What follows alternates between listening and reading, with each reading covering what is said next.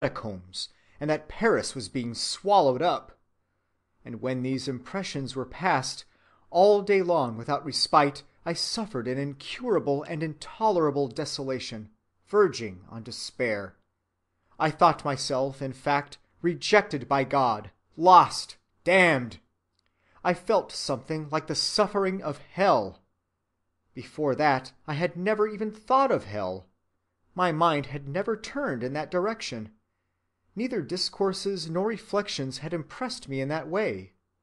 I took no account of hell. Now and all at once I suffered in a measure that is suffered there. But what was perhaps still more dreadful is that every idea of heaven was taken away from me. I could no longer conceive anything of the sort. Heaven did not seem to be worth going to. It was like a vacuum, a mythological Elysium, an abode of shadows less real than the earth. I could conceive no joy, no pleasure in inhabiting it. Happiness, joy, light, affection, love, all these words were now devoid of sense. Without doubt, I could still have talked of all these things, but I had become incapable of feeling anything in them, of understanding anything about them, of hoping anything from them, or of believing them to exist. There was my great and inconsolable grief. I neither perceived nor conceived any longer the existence of happiness or perfection. An abstract heaven over a naked rock.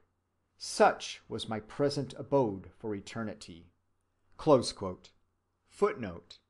Some persons are affected with anhedonia permanently, or at any rate with a loss of the usual appetite for life. The annals of suicide supply such examples as the following. An uneducated domestic servant, aged 19, poisons herself, and leaves 2 letters expressing her motive for the act. To her parents she writes, "Life is sweet perhaps to some, but I prefer what is sweeter than life, and that is death.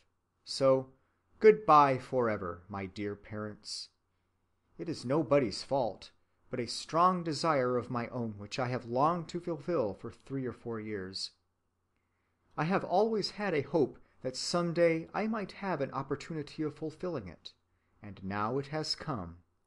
It is a wonder I have put this off so long, but I thought perhaps I should cheer up a bit and put all thought out of my head." To her brother she writes, "Good‐bye forever, my own dearest brother. By the time you get this, I shall be gone forever. I know, dear love, there is no forgiveness for what I am going to do.